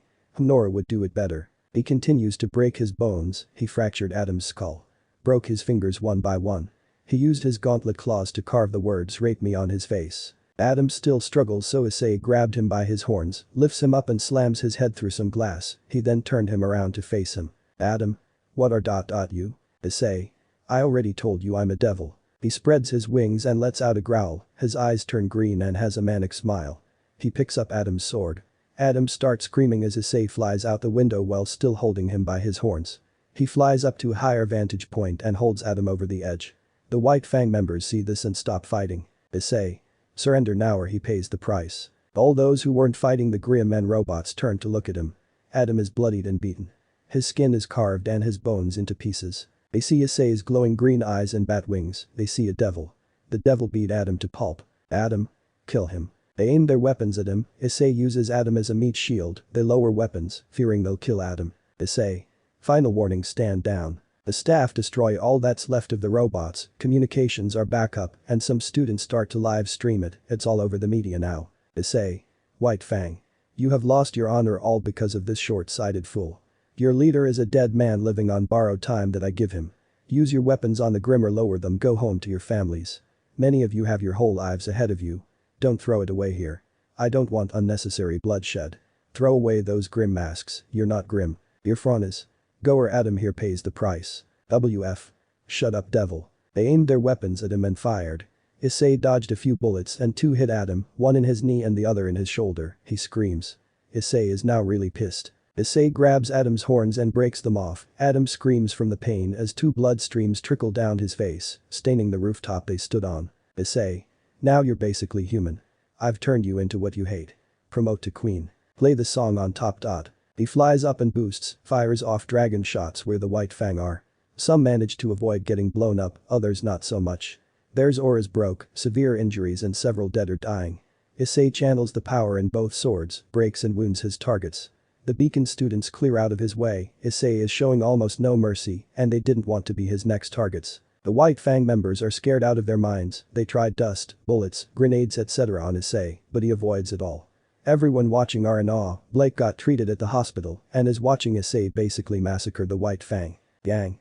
Is that really Issei? Blake. It's the side he didn't want us to see. All that fear and worry is attracting all sorts of grim straight towards the white fang. Issei diverted his attention towards them and fired off more dragon shots at them. They were killed instantly. The white fang rushed him. Big mistake. The increasing stench of fear, blood and rage. It's attracting all kinds of grim including a dragon type. Issei crushed ice dust in his palm and boosts. He throws the ice dust and ice shards rain down upon them. He uses lightning dust and aims for the dragon. Boost boost boost boost boost boost. His arm releasing the barely contained lightning storm, he focused that energy towards that dragon and releases it. A literal lightning dragon flies out of his palm and kills the dragon. People could have sworn they heard it roar. He sees more flying grim in the air and flies up. Boosts several times and transfers it to some fire dust. He unleashed a torrent of flame 360 degrees and continues to boost it. The ever-growing flame lit the sky ablaze with grim ash raining down. Hurrah. Bloody hell. John. Remember to say that in front of Yang it does look like hell is raining down. The remaining attackers ran for their lives. Everyone watched Issei land on top of the CCTS tower. His wings out, his glowing eyes could be seen looking right through your soul, even from 12 stories up above, the sky lit ablaze with black ash falling. Only the sounds of the raging flames is heard. The world is silent. Some of the white fang attempting to run are arrested. Ironwood looks at Osborne who looks back at him. Ironwood. Osborne who or what is that? Osborne. My student. Issei looks at Adam who looks back feeling pure terror. Issei flew to Adam to try to get up and run away. He kicked Adam to the ground. Issei. You're not going anywhere, human. Adam. Please have mercy. Issei. Sorry. All out of mercy. He lets out some of his dragon aura and Adam sees it. A silhouette of a red dragon behind Issei. Adam screamed and the sound echoes throughout Beacon. Grim felt his power and retreated. The live feed continues. They too saw the silhouette for a few seconds before disappearing. The ice shards reflecting the fire above. In a few minutes Issei alone induced fear in everyone's hearts, friends and foes alike. The live feed ended. The Battle of Beacon is over. The White Fang lost, Grim are gone and Issei did that. After the fires died down, it started to rain, it was washing away the bloodstains, but all eyes are still fixed on him, lightning is seen through the clouds, there was a sudden flash, and in that instant Issei was gone, only the thunder and rain remained. Part 8. Time apart. The Battle of Beacon had ended. Only casualties are the White Fang extremists, dozens of Beacon students are injured, luckily they'll heal. Adam was taken away by the authorities for treatment then life in prison. Issei kept his sword as a trophy. He went to visit Blake, he hid his wings and the gauntlet, his eyes now brown, the hospital staff didn't recognize him as the Devil of Beacon. They let him in and show him where she is. He knocks on her door. Blake. Come in. He's relieved to hear her voice. He enters and as soon as he did, Yang, Ruby and Blake froze. Issei looked at them and then their scrolls, they were watching the news showing Issei killing the White Fang, Grim, and setting the sky on fire. He stayed by the door and spoke after a few seconds. Issei. Hey, how are you feeling? Blake. I'm fine thank you. Issei. You're scared I don't blame you Weiss and the others are on their way all the students are okay, couple of injuries here and there, but they'll be fine. Ruby. Except for Penny. Issei. Ruby she's. Ruby. An android I know. Issei. Which is why she can be repaired. We'll see her again Purah didn't mean to do that you know. Ruby. How can you be so sure? Issei. I saw the look in her eyes, she was looking in all directions when Penny was right in front of her. She saw something that wasn't there like Yang did. Ruby. Issei. Take care. He walks out the door and leaves the hospital. As soon as he does he sees Weiss stop right in her tracks and looks at him. Issei. Room 326. She's okay. Weiss. We'll talk later Issei. She runs past him into the hospital. He sees other teams coming and flies away. He flies straight towards Beacon, it's heavily damaged. Issei. It'll take months to fix this. Greg. Yes it will. What will you tell them? Issei. Nothing yet. Greg. All of Remnant saw. Issei. It's dark, they didn't see my face clearly in both videos. If they're afraid of me then I'll just go somewhere else. There are 5 continents here to choose from. Greg. Running away isn't the answer partner. Issei. It's kept me sane so far. He reaches Beacon and checks if his dorm is still in one piece. To his relief, it is, he stays there for a while, thinking about how scared everyone is as soon as they see him. Greg. They'll get over it. Issei. Hope so. I like it here. Greg. It is nice. You did become a badass. Setting fire to the sky, devil wings out, you put the fear of the devil in them. Issei. Wait till they see what we can really do. Haha. Later, he walks around Beacon, he sees the melting ice shards, students and staff talking, patching up any minor injuries, but as soon as he walks by they stop talking and look at him. Ironwood comes forward. Ironwood. Mr. Hayato. The Devil of Beacon. You're coming with us. Issei. On what grounds, General? Ironwood. General's orders. Issei. That's basically because I said so. Ironwood. Do not resist. Issei looks at Osborne with a "Is this guy serious?" Look. Osborne steps forward. Osborne. James, enough. You're making a scene. He helped us prepare for this battle and win. Ironwood looked around and saw everyone looking at him. Ironwood. Very well, are you willing to talk at least? Issei. I'll tell you what you want to hear. I'm not here to cause trouble, I just want peace and quiet like most. I'll be your ally, but if anyone thinks that they own me, then well, you already saw a small example earlier. Ironwood. You're strong. Atlas could use a protector like you. Issei. Atlas has the Aesops. You don't need me. Ironwood. Sigh, we do need you. Issei. What you need is to stop your damn army from getting hacked and nearly killing us all. The crowd looked at Ironwood angrily. The White Fang and Grim are enough to deal with, but his bots attacking just made it worse. Not only has Beacon's reputation been damaged, but also Atlas's reputation. Issei. Take care, General. He gave a half-assed salute, then walked away. Osborne had a small smirk.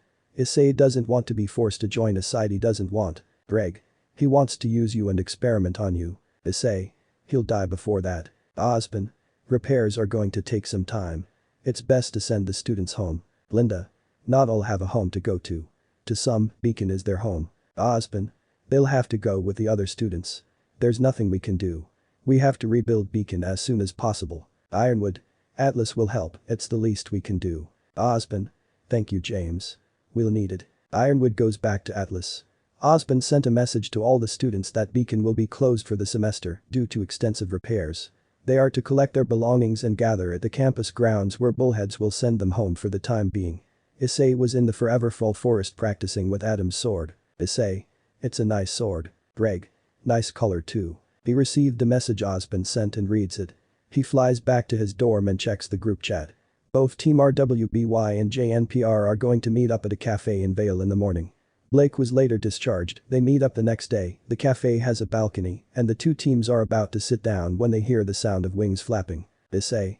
Hey guys. Ren. Hey Issei. Issei. Everyone doing okay? They nod. Issei. So you guys got Osborne's message? Weiss. We did. Hurrah. We don't want to leave. Issei. At least most of you have a place to go. Nora. Ren and I are thinking about looking for part-time jobs and find a place to stay here in Vale. What about you, Issei? Issei. I'm not sure, I might see the rest of Remnant, but I have a feeling that this attack was just to start something. They exchanged glances. John. Okay, let's talk about the main thing we have in mind. Issei, just how did you do what you did? Nora. Yeah. I must know. What kind of training did you do? Can we be that strong? Issei. The training I went through would be too much for even you, Nora. Everyone. Too much for Nora. Issei. Yes, it's best to train however it suits you. John. Bro, come on. There's more to you than that. Issei. John, I came here for a fresh start. I've left my old life behind. It involved my partner and I, along with many more, to constantly risk getting hurt or dying even more than huntsmen and huntresses. I've had to deal with things that made Grim look like child's play. You guys are skilled, but in my old life, you wouldn't last long. He took out a cigarette and lit it. Issei. So what are the rest of you going to do? Ruby. We go back home. I miss Dad's way. Issei. I miss that dog already. Yang. Yeah. He's a good boy. Hurrah. I might stay with family here in Vale. John. My grandparents have a place here, I might stay with them. Ren, Nora, you two can join me. Ren. As long as we're not imposing. John. They want to meet my team anyway, so sure. Nora. Alright, but we insist on doing our part around the house. John. If Grandma isn't constantly stuffing you with pancakes, then sure. Nora. Guys. Ren. No. Yang. Hang in there, Ren.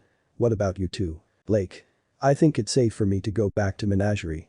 With Adam out of the picture, I feel safe. Weiss. Why were you so afraid of Adam? Blake removed her bow and revealed her cat ears. Weiss. You are a former member, aren't you? Blake. Sigh, yes, as soon as the White Fang stopped caring about equality and chose violence, I quit. Adam was my old partner, I liked him, but after seeing him turn into someone I feared, I came here to train and stop him. Issei. No need to explain. Weiss. Yeah, it's okay, we would have done the same if we were in your place. Issei. Now that he's no longer a threat, what happens to the White Fang? Blake. They will regroup, look for a new leader. I hope they pick someone who chooses peace. Issei. I hope so. Blake, what I'm about to show you may upset you, but it may help in the long run. Blake. He takes out Adam's sword and she flinched. Issei. He hurt you with this, destroy it or use it. Reg. Using means she's accepted the pain and helps others, destroying it means Adam can never hurt anyone ever again. Issei. Exactly. It's her choice. Yang. I say we stab Adam with it. Issei. He's already got broken bones, bullet holes and 2 broken horns. I wanted Nora to break his legs, but he was in custody by that time. Nora.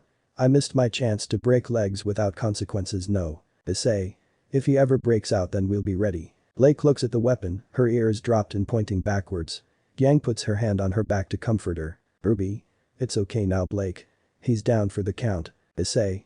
He'll be dealing with the daily psychological trauma of now looking completely human. He's locked up with other humans he hates and faunas who got arrested because of him. No one is his friend. That breaks a man. Prison will be his grave. Blake. Issei sniff thank you. Issei. Just helping a friend. Blake. Issei I want you to keep the blade. Greg. Didn't see that coming. Issei. Why me? Blake. I know it'll be in good hands. I trust you. Issei. You're not afraid of me? Blake. Why would I be? Issei. At the hospital I saw the fear in everyone's eyes, you guys were terrified of me. I'm not ungrateful or anything, but what changed? Ruby. 'Cause you're our friend. You helped us from the start and stayed by us. John. If it wasn't for you and Ren, I wouldn't have the courage to ask out Pura. Thanks to your motivation I unlocked my semblance. Yesterday Pura and I were in full sync. We were able to do our part. I have no regrets so no fear. Issei. Thank you John. Ring ring. Weiss. That's for me. Hold on. She checks her caller ID and it's her father. Weiss. Father. Zoc. You're coming home. Weiss. Wait what? Jask. All students go home including you. Say farewell to your friends and take the next bullhead home. You'll be studying in Atlas. If you don't then I'll cut off the dust supply to Vale and wherever your friends go. Weiss. Father wait. He hung up. Issei. Everything alright? Weiss. That was my father, he's demanding that I go to Atlas from now on. Ruby. What? Yang. Do you want to? Weiss. Hell no. Atlas may look gorgeous, but the people there are as cold as ice. Yang and Issei smirked at her unintentional pun. Pura. Then stay here. What's the worst he could do? Weiss. He owns the Schnee Dust Company, it's the biggest dust supplier, he will cut off the dust to all of Vale just to spite me. The people will suffer because of him. Sniff. Ruby. Can't we convince him to let you stay? Weiss. Ruby I'm going to miss that optimism of yours. Sniff. I have to leave. Issei. Weiss, I have an idea. They all look at him. Issei. Ironwood wants me to join him. What if I negotiate with him? He can put some pressure on your dad and give him a taste of his own medicine. Weiss. You do that for me? Issei. For any of you yes I would. He then sees a crow sitting on the railing, a waiter drops a glass, thus breaking it. Issei. Crow. Care to join us? The crow turns into crow right before their eyes. Everyone except Issei has a surprised reaction. Crow. How do you know? Issei. You're the first crow that listens to people talk and not make a sound. Crow. I see. Ruby. Uncle Crow how long have you been able to do that? Crow. There's a lot more going on in the world than you kids know. I'm sure you've seen Pura here using fire powers. Nora. Yeah we've been meaning to ask. Crow. It's confidential for now kids. We're planning to let all of you into the circle eventually. Once we deal with a few things. John, nice job dealing damage to Cinder. John. I didn't know I had it in me. Issei. Be glad you did.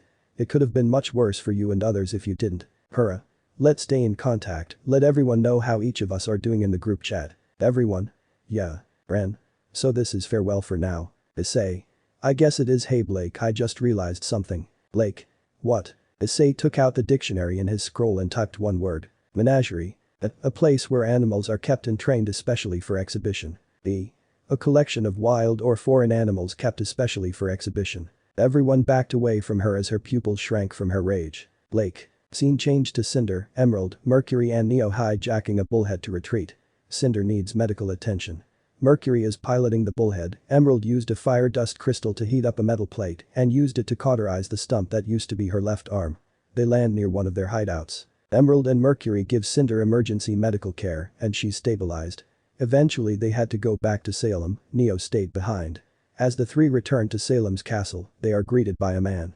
Arthur Watts. Arthur. She's waiting. Cinder. We know. Buck off. Arthur. Well aren't you a ray of sunshine today? Mercury. Leave her be Arthur. They go to see Salem, she's on her throne watching a video of Issei doing what he did. Mercury. My queen forgive us we failed. Salem looks at them and then to Cinder. Salem. They certainly did a number on you Cinder. Did you get the maiden's power? Report. Cinder. No, mistress, I couldn't. As soon as I found the maiden Osmond, his maiden candidate and 2 boys were ready. Both of those boys were too strong. She raised her hand and Cinder stops talking. Salem. All I heard is that 2 boys defeated you. You 2 did as you were told. Leave. Emerald and Mercury both then leave. Salem. I gave you a grim army, the means to make the White Fang join you and turn Atlas forced against them, and still you failed. The only reason you're still alive because I have need of your powers to get the relics. Cinder. Forgive me, mistress. Salem. That must be earned. You do not demand it. Cinder flinched. Salem. I'll give you one more chance, and should you fail well I'll let the Grim use you as a breeding tool. Cinder started to shake from the mere thought of it. Salem. I have a new mission for you. The boy that attracts Grim, find out who or what he is. His power rivals the maiden's. If he's with Osmond then our plans will be ruined just like your body should you fail. Find out what you can and plant seeds of mistrust between them. Lead him towards us so that he may join us. Clear. Cinder. Why yes, mistress. Salem snapped her fingers and the grim parasite that Cinder used to siphon the maiden's power forced its way out of her body and onto her stump. It caused her a great deal of pain as it latched on and grew into a grim arm for her. Salem. Now you have a new arm. She notices that Cinder covers her left eye with her hair. Salem. Did you lose an eye as well? Cinder. Yes, my lady, the new full maiden did this after that bat has transferred the power to her. Salem. What? Cinder. He used himself as a medium to transfer the powers to the candidate Nikos. Salem. How is that possible? Cinder. Perhaps it's his semblance to transfer aura and apparently magic. Emerald and Mercury told me that he's on a whole new level at manipulating dust. One small piece of fire dust set the sky ablaze. A lightning storm from lightning dust, an earthquake from earth dust, icebergs from ice dust and so on. I haven't seen him combine them. He's only a first year. Salem. Never in the history of Remnant has such a man existed. He's powerful indeed. Offer him anything he wants, your own body if you must. Cinder. Mistress, you can't be serious. Salem's eyes glow red and Cinder's new arm wrapped around her throat. She was choking Cinder into submission. Salem. Did I stutter? Cinder barely manages to shake her head. The grim arm unwrapped itself and Cinder is finally allowed to breathe. Cinder. No, mistress, I won't fail you again. Salem. See to it that you don't. She calls upon a Grim, a small Nevermore. She takes out its eye and places it where Cinder's eye used to be. She screamed from the pain but didn't resist. Salem.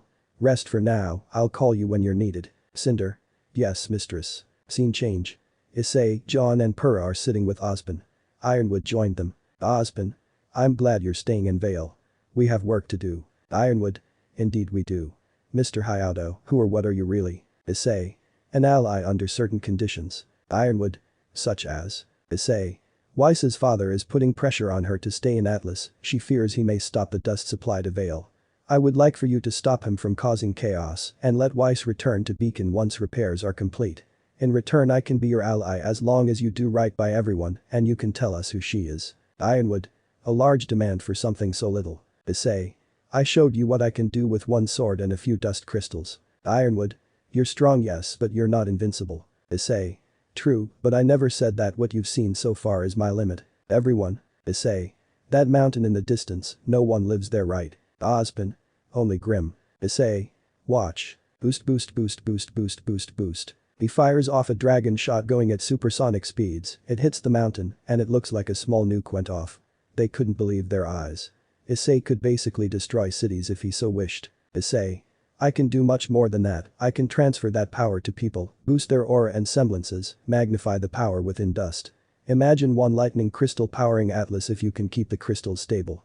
You'd save a lot of resources, you can even help Mantle, the faunas working in the dust mines also need better working conditions. Atlas is recovering from the recent hacking of your forces. Should you choose to help the faunas, your image will improve along with their quality of life. Ironwood. Humjakshni owns the company and if he thinks we are against him then we lose our dust supply too. Issei. Then investigate his mining operations, if the rumors about his fauna's abuse are true then arrest him, you can seize the mines, not like anyone really cares for him, these are non-violent non-negotiable terms general. I'm only asking you to do the right thing. The maidens are real and one is right next to us. We need to know what else is out there. Then and only then will I tell you who I really am and what I can do to help. Purah. General, if I may ask, how are the maidens linked to these artifacts and what are they? John. And where are the other 3 maidens? Ironwood. The Winter Maiden is in Atlas, she's an elderly woman and she's ill. The other 2 are gods nowhere. Each maiden can unlock one vault that contains the relics. The lamp of knowledge, the staff of creation, the sword of destruction and the crown of choice. Whoever has all four can change the world and summon the gods back to Remnant, where they shall pass judgment upon humanity. If they change for the better, then they will be allowed to use magic again, if not then death comes. Osmond. There's a woman who wishes to use them for the latter. Her name is Salem. We tried to stop her many times, we only delayed her each time. Which is why milliseconds. Nico shall stay by her team, she and Mr. Ark are excellent partners and stand a good chance of defeating anyone she sends after her. Issei. How is one single woman a threat? Osmond. She controls the Grim. John. How is that possible? Osmond. We don't know. Hurrah. Where can we find the relics? Osmond. Under each of the academies. John. Which one should we look for first? Osmond. The lamp of knowledge. It's hidden under Haven Academy under Headmaster Lionheart's protection. If the enemy gets the lamp first, then we can just surrender and lick her shoes clean for the rest of our lives. Hurrah. So when should we go after it? Ironwood. In due time, the two maidens which are MI are the ones who can open the vault under Haven and Beacon, we don't even know who they are. You can't open one until you have all of the powers of the Fall Maiden. John. Salem has Cinder helping her, who else? Osmond. Emerald Sustrai, Mercury Black, Neapolitan and Roman Torchwick so far. Issei. Roman is dead, he was eaten by a Nevermore right in front of Ruby and I. Ironwood. There's also a former Atlas scientist within their ranks, Dr. Arthur Watts. A brilliant but corrupt man, only he has the skills to do what he did to my forces. John. There's something that's been bugging me for a while, General. Ironwood. Yes. John. It's about Penny. She's not human, she's an android. Ironwood. So you saw. Hurrah. Yes, she died because of me. Ironwood. Relax, Mr. Ark is right. She's an android and can be repaired. Hurrah. But how does she have aura? Ironwood. That's something only her creator knows. Issei. Ruby is devastated by what she saw. Can you bring her back? Hurrah slumped cause of her guilt. John held her hand to calm her. Ironwood. We can try. It was mostly external damage, so I think it'll be okay. John. There's something else. I saw a flash of silver light come from her. Osmond. Strange. A part of her semblance. Issei. Who knows? Ironwood. Not I. Issei. Questions for later, I suppose. So what do you say, General? About the terms? Ironwood. Give me some time to think about it. I have to see if it's possible to stabilize dust, the way to describe it. Issei. Very well, but I want both Team rwby and JNPR here with us. Ironwood. We'll see about that. You three students have proven to us that you can handle things like adults at such a young age, you have the best intentions, but as for the rest, I'll be the judge of that. Issei. I see. Very well, it's only fair. Hurrah. I don't feel comfortable leaving the others in the dark like that. Osmond. They'll understand when it comes to the big picture. John. We hope so. Ironwood.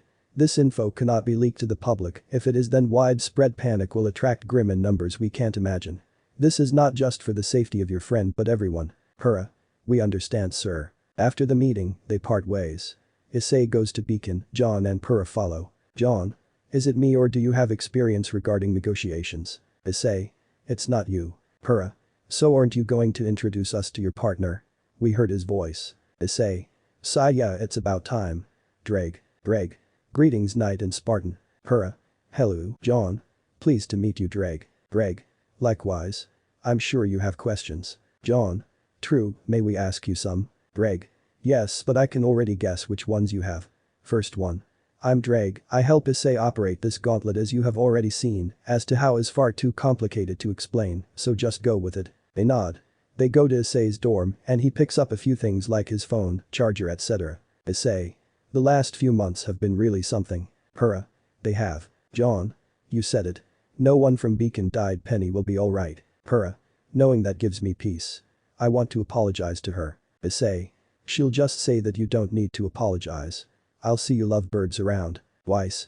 You're not leaving without saying goodbye, are you? The three hear Weiss and face her, they then see Ren, Nora, Ruby, Blake and Yang. Issei. You say it like I'm the one leaving for good. Weiss. Thank goodness that's not the case. Yang. Oh, did her cold heart finally melt? Weiss.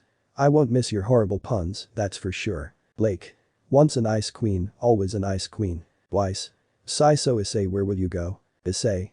Not sure yet, I've talked to the general, if he accepts our deal, then I'll go to Atlas. Osmond says that I'm free to go see the world, as long as I don't cause trouble in the meantime. Blake. Why not visit Menagerie? We need to change the name. Ruby. You two have been getting awfully close lately. Everyone nods. Blake. As a fellow Franz, it's only natural. If he goes to other places then he'll face discrimination. Issei. If I can get some peace and quiet then sure, I'll fit in. It'll be nice to meet other people. Weiss. Yeah, I really don't want to leave. Issei. Once Beacon is fixed, we'll think of a way to bring you back. Besides, after seeing Flint and Neon from Atlas, safe to say they have some cool people there too. Ren. Most of the students have already left. Issei. You know the cafeteria is still intact. John. Have lunch together? Sounds good. Issei. Maybe we can have fireworks later at night. Unless you guys book the next bullheads to your destinations. Nora. We'll take the last one. There's no rush. Greg.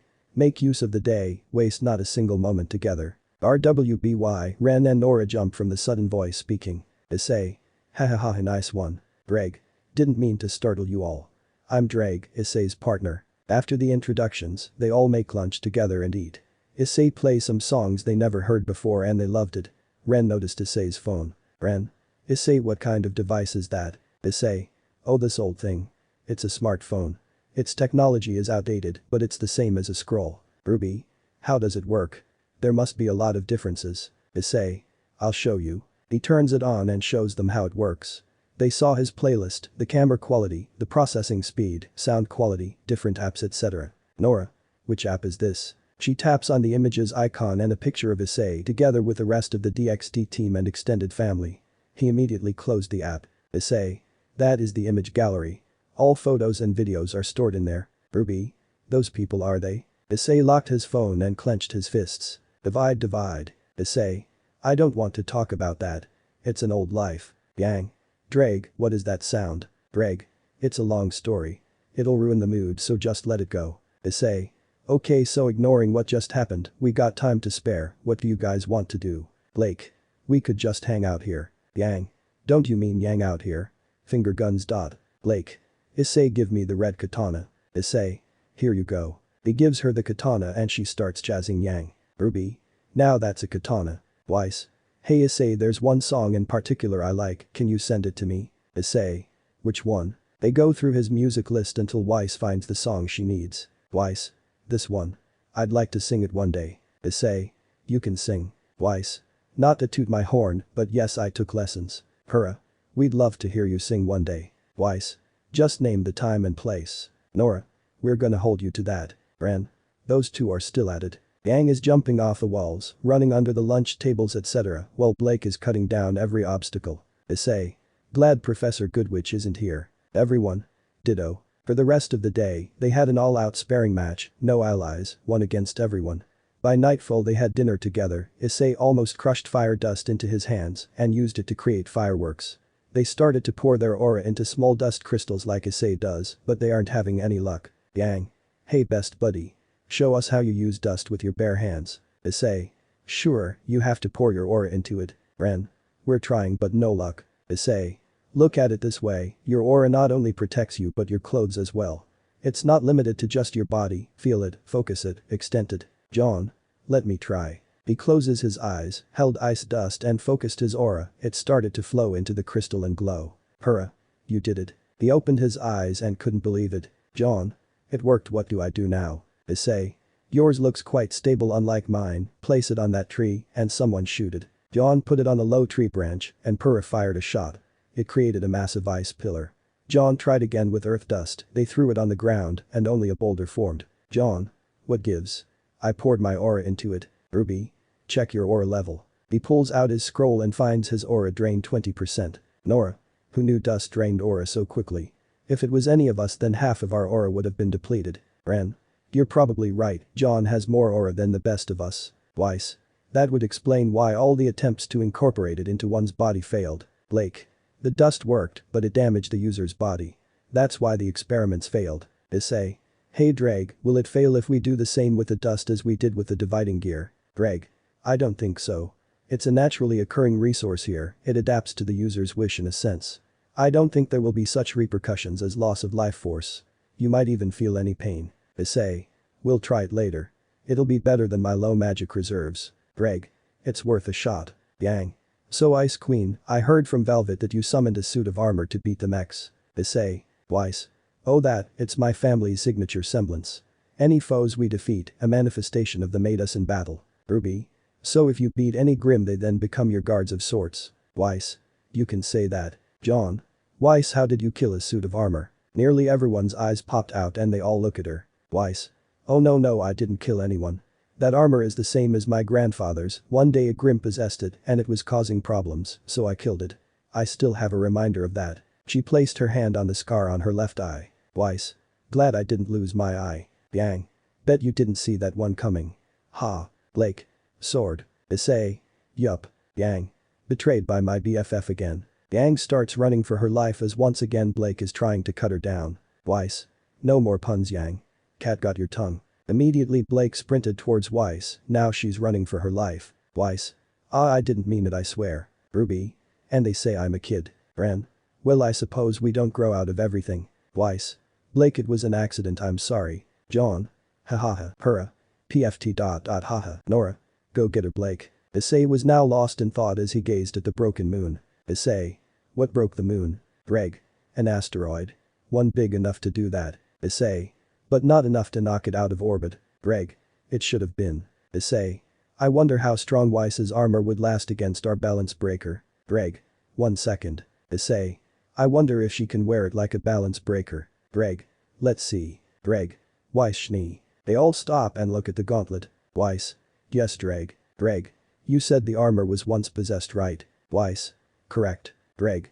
Can you wear it? Weiss. It's too big. Greg. Try altering its eyes and wear it. You commanded after all. Weiss. Interesting. Let me try. She creates a glyph and a large suit of armor comes out, it bows to her. Weiss. Can you change size? The armor shrinks down to her size. Weiss. Can you become my literal armor? The armor shrugged its shoulder plates. Weiss. I guess that's a no. Ruby. Weiss, what if you go through the armor summoning glyph before the armor appears? Issei. Now that's a good idea. Nice one, Ruby. Ruby. Thanks. Weiss, make the armor disappear, then create another glyph. She walks through it and it worked. Weiss is now clad in armor. Nora. Wow. Rennie, did you see it too, or is this a food-induced hallucination? Ren. It's really happening. You're good, Nora. It's not a hallucination. Ruby. Weiss, you look so cool. Yang. I'll say. Now you have a broadsword and a rapier. Blake. Are you gonna give it a name? Weiss. I'm not sure. Greg. How about balance breaker? Issei smirked. Weiss. What do you mean? Greg. It means that whenever you use it, the balance of battle will be in your favor. Let's see if you can change the armor to suit your teammates or your summons. Weiss. I can only summon one thing at a time so far. Greg. Very well. Keep training and you'll be able to do that and much more. Ruby. Let's test it out, Weiss. Weiss.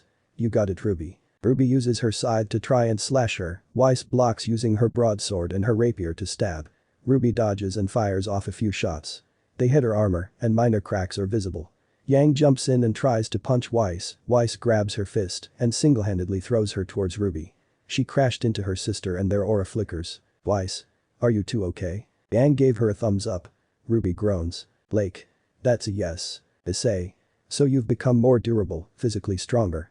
Contrary to your appearance. Weiss. I can't tell if that was praise or an insult. Issei. An observation.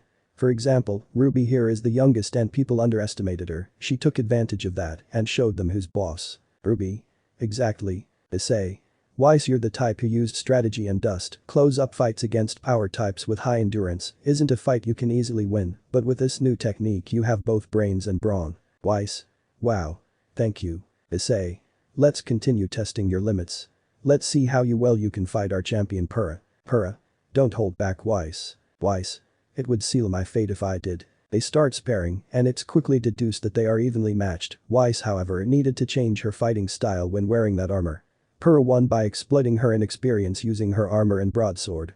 She won in the end, and Weiss's armor disappeared. Weiss. My aura ran out far later than I expected. John. Maybe it's because you were only using it to keep the armor on and enhance you, the rest was all you. Purah. That's what it looked like to me. John. Weiss, do you want to keep going? Weiss. Out of aura, can't use balance breaker. John smirked, he used his semblance and restored her aura. Weiss. Wow, Issei and Purah taught you well. Purah. You should have seen him during the battle. Issei. Alright then, Weiss, do you want to fight or do you want to show Atlas who their new champion is? He sees a bullhead coming towards them. Weiss. I like the second option. I want to show Winter and my family what I can do. Issei. More like teach her a few things. Weiss had a massive smile on her face. Weiss. I'm going to show her who the real Ice Queen is. Ren. She admitted it. Yang. She's finally facing reality. Weiss. I hate you guys so much and I love you all too. The bullhead lands near them and it's for Weiss. Winter comes out. Winter. Time to go Weiss. Weiss. I know sis. Winter. Sis. She's not as uptight as she was. Winter. These must be your friends. Weiss. They are. Gonna miss you guys. See you around. Issei gets a message from Osmond saying that Ironwood agrees to his terms but wants him to help in any large-scale emergencies in Atlas. He looks up at her and smirks. Issei. Sooner than you think. Don't forget to call. Ruby. Yeah, let us know if anything is bothering you. Crow watches as a crow in the trees. Weiss. Sure thing, group photo. Everyone gets together and they take a photo. Weiss. Take care guys. They have a group hug. She picks up her things and boards the bullhead. She waves goodbye with a smile. It closes its doors and takes off, straight to Atlas. Winter. You've changed. Weiss. Yeah, I guess I have. Winter. You have good friends. Weiss. Yeah. I'm happy. Hey Winter, I got some things to show you once we're in Atlas. Winter. Oh. Do tell. Weiss. And ruin the surprise. No way. Winter smiles. Winter. I look forward to it. Weiss. Ooh, you love it. Haha. Winter. She's giggling. Should I be worried? With everyone else. Crow comes out of hiding. Crow. Hey Petal, Firecracker, let's go. Your dad and Zwei are waiting for us. Issei. Take care you too. Yang and Ruby. You too. They part ways. Team JNPR goes go to stay with John's parents. Blake. So it's just us now. Menagerie is a week-long boat ride from the port in Vale. We can go to the south and get a boat from there, but that's a full day of flight. Issei. Really? I can fly us there? Blake. Wait what? Issei. I can fly us there. Blake. Issei, you may be a bat Franz, but even you can't fly for that long. Issei. We'll make a few stops in between. Sightseeing sounds therapeutic after well. Blake. Cutting down our kind. Issei. Blake. PFFT, I'm kidding, just like you did about you flying us. They made their choice and you protected us. Issei. Oh, but I'm not kidding about me flying us to the south. Her ears dropped and eyes widened. Blake. What? He picks her up bridal style and flies south. Blake. Team JNPR could hear her cries turned into laughter. Nora. Is that Blake screaming or a cat dying? Hurrah. Nora. It's just Blake. John. I'm guessing Issei is flying her south to Menagerie. Ren. Most likely. Team JNPR reach their destination in 30 minutes. Ruby and Yang go back to patch with Crow. Weiss made it to Atlas in a few days. When she was there she joined Atlas Academy. She had to go through initiation via combat as Atlas accepts the truly skilled. Her sister was watching. Weiss fights one of the Aesops named Vine. A pale, bold but very calm yet dangerous opponent. If she can land a few hits then she's in. Weiss looks at her sister and smiles. She creates a glyph, one her sister recognized. Weiss.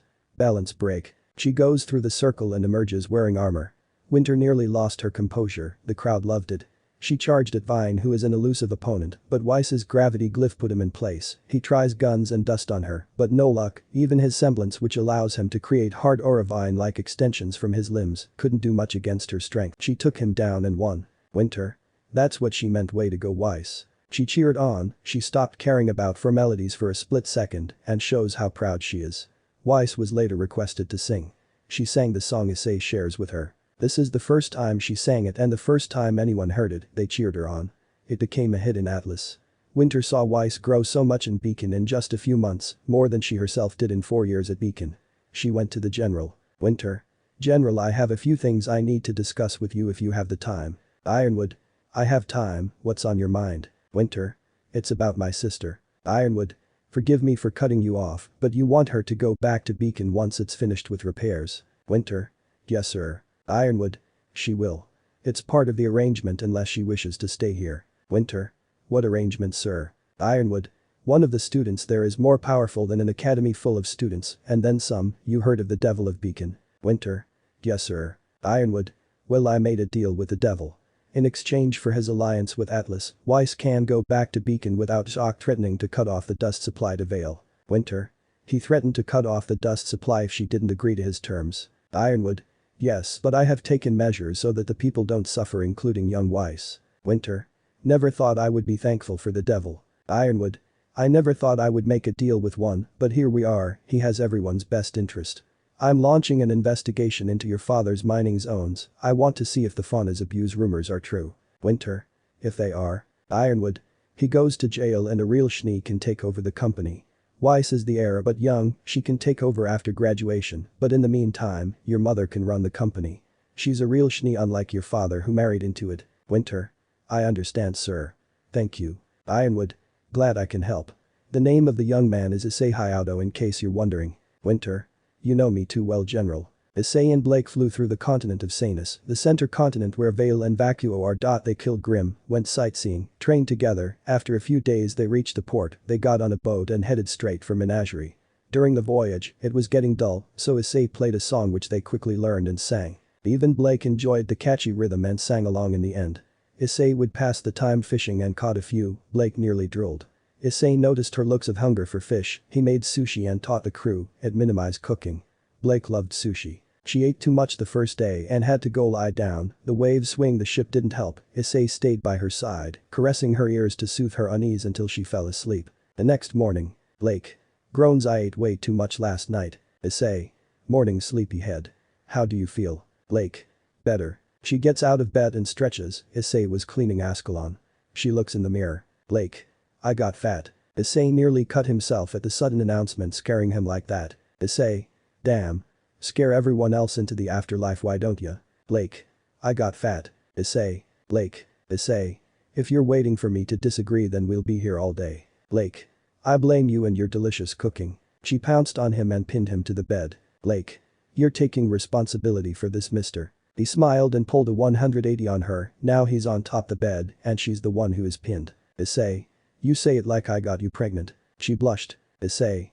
And you're the one who wanted to eat more than usual, kitty cat. He gets off of her and stands by the door. She's still blushing. Issei. I'll be on the deck. You can have all the privacy you need to change. We'll reach Menagerie tonight so I'm going to enjoy the morning breeze. He walks out the door and closes it. She's still blushing.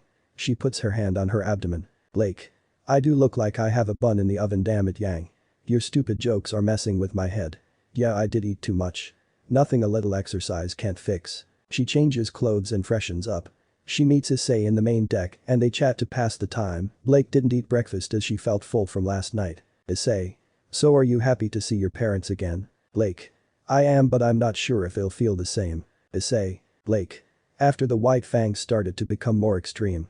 My parents left them and are marked as traitors. I stayed with the White Fang and committed my fair share of crimes. They're probably disappointed. Issei. They love you, they'll be happy to see you. I'm sure of it. Blake. Thanks, Issei. She wants to hold his hand when the ship felt a small shockwave go through it. Issei. What the? Did we hit something? Blake. Let's see. They and other people look as well. They don't see anything that they could have hit but see a serpent-like figure moving in the water. The people started to feel scared. Issei. Everyone get inside now. A large splash is heard and they see a shadow on the deck. They look to the thing creating it. It's an Eastern dragon Grimm. The people started to panic. The dragon Grimm opened its jaws to eat them, but its teeth were cut off by a slash. Issei flew up and landed on its face. He grabbed its whip-like whiskers and pulled on them. The dragon roared and going its head in all directions to throw Issei. He didn't let go. Blake used her weapon to shoot the Grimm in the chest. It was wounded and the dragon spread its wings. Blake threw her weapon and pierces the dragon. She held on to the ribbon attached to her weapon. Both took a ride. She had gotten used to flying thanks to Issei. The dragon went straight up and then straight down towards the ship. Issei. Not on my watch. He pulled back in the whip whiskers and forced the dragon to pull up. Issei. Yeehaw. Blake climbs up and gets on the head. Blake. Are you insane? Issei. Would I be doing this if I was sane? Blake. Let's just kill it. Issei. Okay. Issei stabs the head with earth dust and boosts. Issei. Shoots the wings. She fired at the wing joints connected to the body. The dragon can't use its wings now and is slowly falling. Boost boost boost transfer. He transfer power to the earth dust. He grabs his sword and Blake then jumps off. The dust blows up and there are spikes of earth and stone coming out of the dragon's head. It starts falling and dies. It disintegrates as it sinks into the water. The two land and are hailed as heroes. The captain told them that their next ride is free. By night they reached Menagerie. They go to see Blake's parents who live in the big house at the edge of the small but highly populated town. Issei. You sure it's okay for me to be here? I can go elsewhere if I'm bothering them. Blake. It's fine, Issei. You're worrying too much, they'll be happy to meet the man that took Adam down, snaps fingers just like that. Issei. Alright. If you say so. Blake isn't as nervous as she was in the boat. She knocks on the door and a cat Franz who looks like an older version of Blake opens the door. Blake. Hi mom. Holly. Blake. Oh, it's so good to see you. She notices Issei standing behind Blake. Holly. And who is this young man? Issei. I'm Issei Hayato ma'am. A friend of Blake's and her teammates. Nice to meet you. Holly. Pleased to meet you Issei. I'm Kali Belladonna. Blake's mother. Who's at the door honey? Holly. Gira honey Blake came home and she's brought a friend. Come on in you two. It's a boy isn't it? His tone now dead serious. They enter and so does a 7-foot hulking Franz made of muscle. Blake.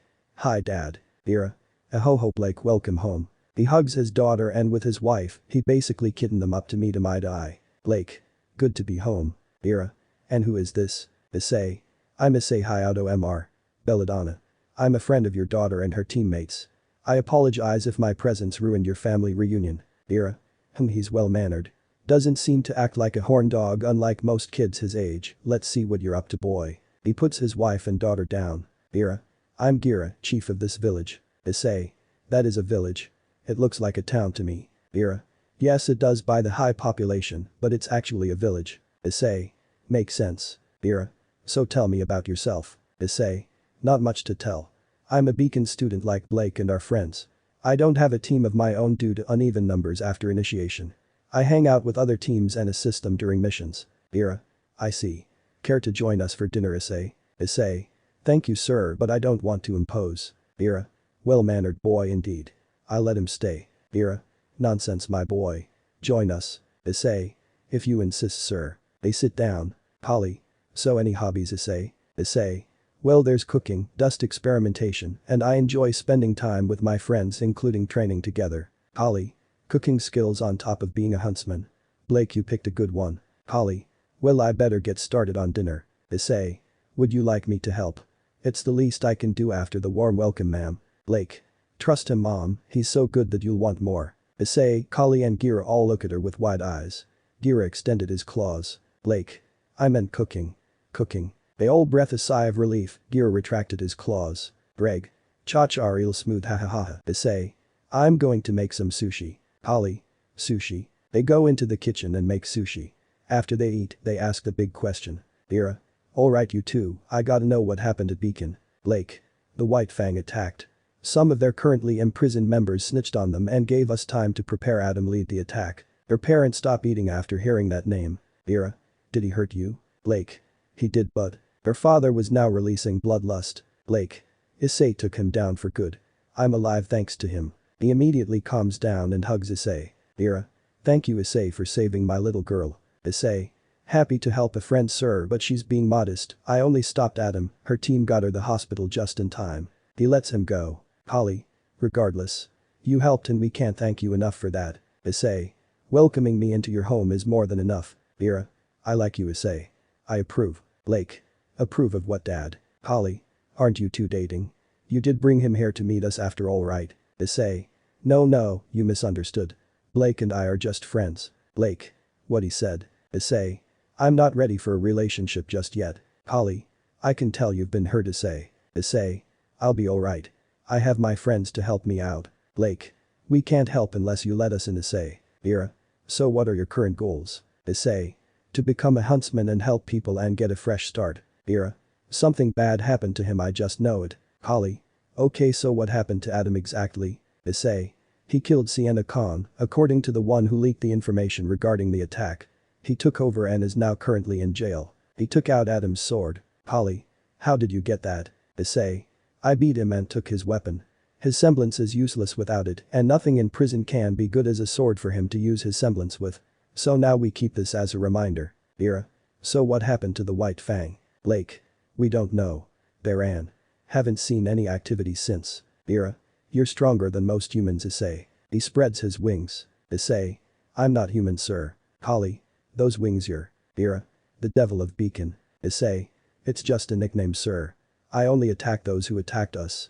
Fauna's grimmer human, they hurt my friends, then I make sure they regret it. Both of their scrolls go off and Y sent a group photo, a video of her beating Vine and singing the new song. Blake shows them photos of her team and friends. Gira shows Issei around the village afterwards. Holly. Okay, now that they are gone, tell me, are you two dating? Blake. No mom. We're just good friends. Holly. Sweetie, either you give me grandkids or I give you a sibling. Blake. What the actual F, mom? Holly. I'm kidding, hahaha. Oh, the look on your face. Hahaha. Blake. Dad wouldn't laugh. Holly. He doesn't have to know. Blake. Holly. Relax, he knows I have a twisted sense of honor. He makes his fair share of jokes too. Blake. FML. Let me know in the comments below if you guys want the next part. Also check out my other video that has been shown and left. Thank you for watching. If you enjoyed this video, please like and share this video. And have a fantastic day. Bye.